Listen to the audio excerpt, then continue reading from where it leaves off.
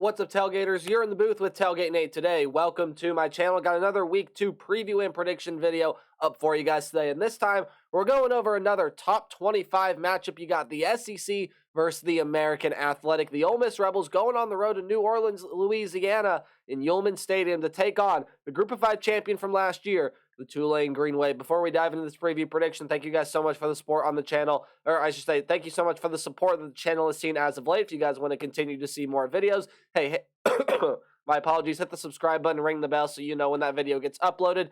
Still trying to get over something, so I apologize if I just sound bad. But, hey, there are more ways than that you guys can help me support my channel. You guys are doing one right now by watching the video. You guys can do more by liking, commenting, sharing, anything else you guys are willing and able to do to help me support my channel. So without further ado, let's go ahead and dive on in here to Week 2 predictions. I should say another Week 2 prediction video. This one is gonna be a pretty entertaining matchup, I feel. Two very high-flying offenses versus a defense in Ole Miss that's improving, a defense in Tulane that was pretty darn good last week, really good last year. Guys, this is just going to be a very, very fun game to watch. Do not overlook this one, guys. This one does have some huge implications on it, especially for the team that is nicknamed the Green Wave. So let's go ahead and take a look at stats. Again, this is just a one-game sample size, so you can take it with a grain of salt. It's just what these two teams did in their last game. But the Ole Miss Rebels, we'll start with them. They are the road team ranked 20th in the nation, according to the AP poll. They played Mercer last week, and, well, as you would expect, this offense just tore it up. 73 points, 667 yards, 72% on third down. Didn't allow a sack, however, did turn the ball over once, but that passing game was phenomenal. Jackson Dart has solidified himself as that starting quarterback in a loaded quarterback room. He threw for 334 yards, had almost 80% completion percentage, 4 touchdowns, and then Oklahoma State transfer Spencer Sanders looked really good when he got his opportunities. Walker Howard did play a little bit as well. Now, however, this was an Ole Miss run game that at times really struggled to get it going. That's why you only see 143 yards. Ole Miss probably could have hung 90 if that run game was going at full steam. However, Quinshawn Judkins still did not look bad. 13 carries for 60 yards and 2 touchdowns. That's just over 4.5 yards per carry. And this is an Ole Miss offense that we know what to expect, right? It's Lane Kiffin. They're going to be dynamic. They're going to be fast-paced, and they're going to score a lot of points. They're really going to give it to this Tulane defense. We'll talk about that a little bit later. Let's talk about the Ole Miss defense, which just feels like it continues to get steps in the right direction here under Lane Kiffin. They generated 4 sacks against Mercer. And by the way, Mercer, not a bad FCS team at all. They are an FCS top 25 level team. We're able to force 3 turnovers against the Bears while holding them to under 250 yards and holding them to only 7 points. I actually didn't even mention the wide receiver room there for Ole Miss, but you got guys like Trey Harris, Jordan Watkins, Kyron Heath, lots of guys that had production there. But anyway, back to the Ole Miss defensive side. Again, this was a unit that was able to generate 4 sacks. It was able to generate 3 turnovers. You have Santarin Perkins, who is really, really good. Xavier Harris was very, very good as well. Those are your top 2 leading tacklers. Both of them ended up generating a sack. Perkins did have a pass defended as well. You did have Dejan Anthony that ended up having an interception. So, again, this is an Ole Miss defense that continues to take strides, but they're going to have to plan for a Tulane offense that, even though they are without Tajee Spears, still looked phenomenal in the game against South Alabama. Now, albeit this was a Tulane offense that did have its mistakes being made. They did throw 3 turnovers, all of them I do believe being fumbles. But hey, good news for Tulane. You still got Michael Pratt there. He only threw 15 passes in the game against South Alabama, but you know what? Most of all of them worked. He only had 1 incompletion, 294 yards, 4 touchdowns. Michael Pratt looked really, really good. Again, not a huge sample size for him, but for only 15 passes for almost 300 yards, guys, that's almost 20 yards per throw with 4 touchdowns there as well. Was only sacked 1 time.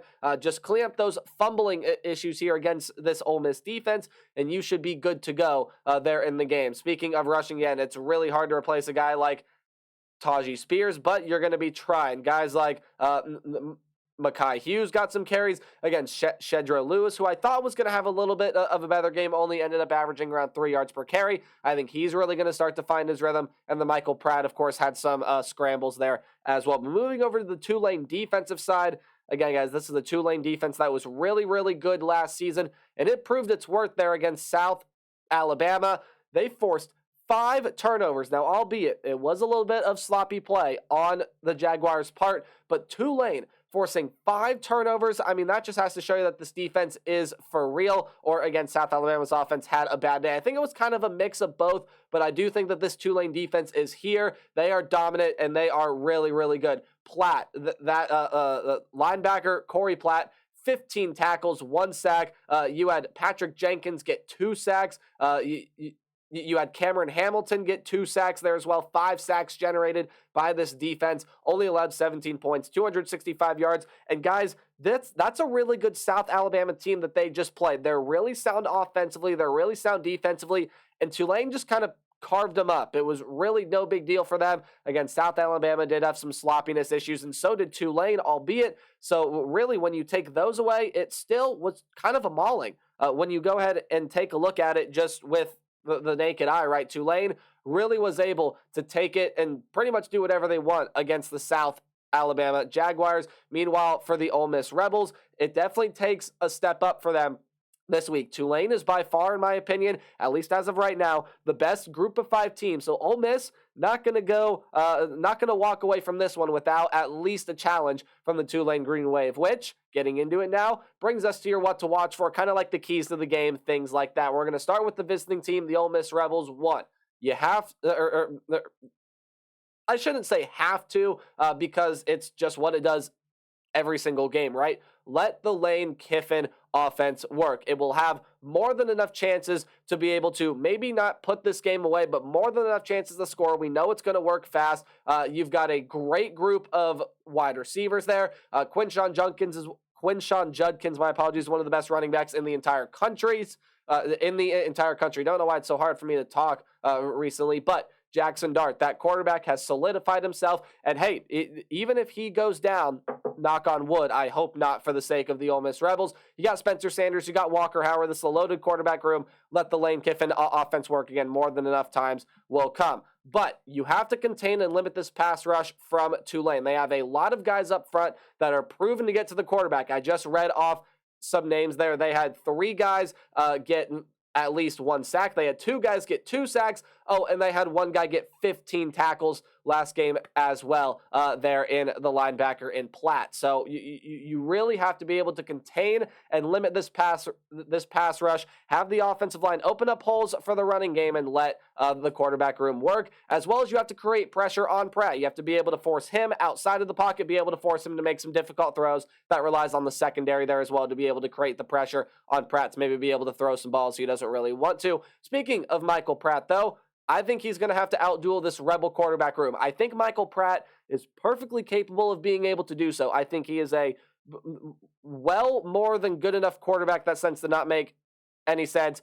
Let me rephrase. He's a good enough quarterback to be able to outduel Jackson Dart. The only question is, will he? That's definitely going to be something to watch. And also, it's not really on the board here, but you really got to be able to get that run game going against this Ole Miss team as well, be able to mix up some play calls. And speaking of the run game, you have to be able to slow down Quinshon Judkins. I know he was not super dynamic in that game against the Mercer Bears last week, but believe me, he is going to have a game, and it could potentially be this one where he explodes, and he is running like a racehorse. You have to be able to slow him down. If you can slow him down, be able to allow Ole Miss to throw the ball, hey, this is a team that has a really solid secondary as well, and they're going to be able to make some plays on the football when it's in the air, when one of these Ole Miss quarterbacks lets it go. But here you go, Tulane. It's time to solidify yourselves as maybe not only the best group of 5 team, but as maybe a true college football playoff contender here as well. And that kind of takes me into my game prediction here.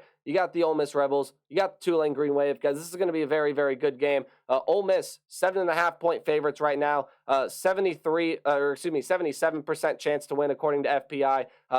Don't know why that Mississippi is there instead of team, but that is Mississippi that is being favored by the FPI here. Guys, I'm calling an upset right here. I think Tulane going to be able to do enough with that defensive front to slow down Quinshon Judkins. I think Michael Pratt's going to be able to do enough for this Tulane the offense to really be able to score enough points. And guys, I just think the Ole Miss offense comes up short. I think the defense is not going to live up to the standard here, and the Tulane Green Wave pull off the upset here. If Ole Miss is going to win this game, you have to limit Pratt, you have to limit the secondary, and you have to break through that defense. Ole Miss is going to be good enough to do it, but I'm just calling an upset here. I think Tulane going to be able to win the game. That kind of does it for my game prediction here. Let me know your thoughts on the game in the comment section below. And as always, remember to play hard, but tailgate harder. See you guys in the next video. Goodbye.